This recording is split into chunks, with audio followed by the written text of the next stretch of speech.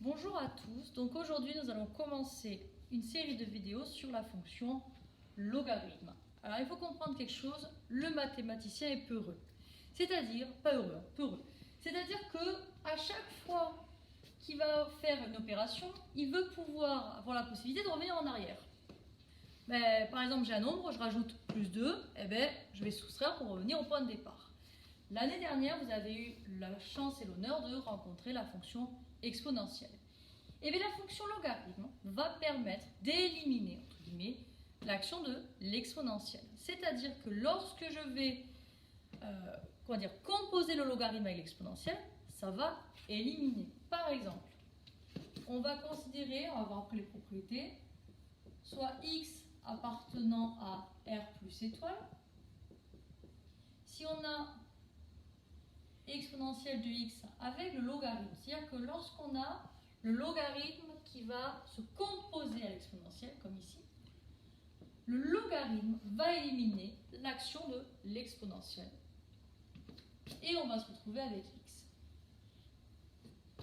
De la même façon, toujours on va prendre x qui appartient à r plus étoile. Si on se retrouve dans la situation suivante, c'est-à-dire avec exponentielle du logarithme de x. Alors, pourquoi à chaque fois que je rencontre l'exponentielle, je mets en puissance? Rappelez-vous que l'exponentielle est une fonction de puissance.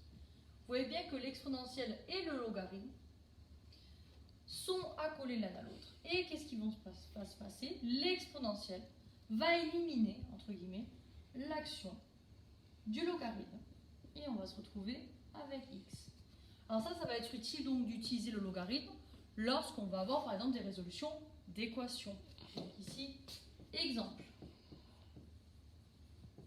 J'ai cette résolution-là à faire, j'ai exponentielle de 2x plus 1 qui est égal à 3. Là, je me dis, je veux trouver la valeur de x.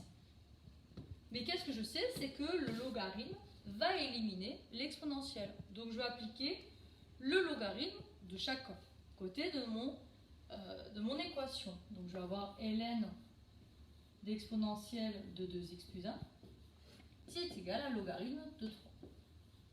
Donc là, qu'est-ce qui va se passer? Comme tout à l'heure, le logarithme et l'exponentielle vont s'éliminer. Je vais donc me retrouver avec 2x plus 1 qui est égal à logarithme de 3. Et là, je vais faire ma résolution habituelle. Attention, logarithme de 3 qui est une valeur à part entière. Donc je vais me retrouver avec 2x qui est égal à logarithme de 3 moins 1. Et donc x qui vaut ln de 3 moins 1, le tout sur 2. Donc ça, c'est comment on va définir le logarithme. Alors ce logarithme va posséder de nombreuses propriétés qu'on va voir dans la vidéo suivante.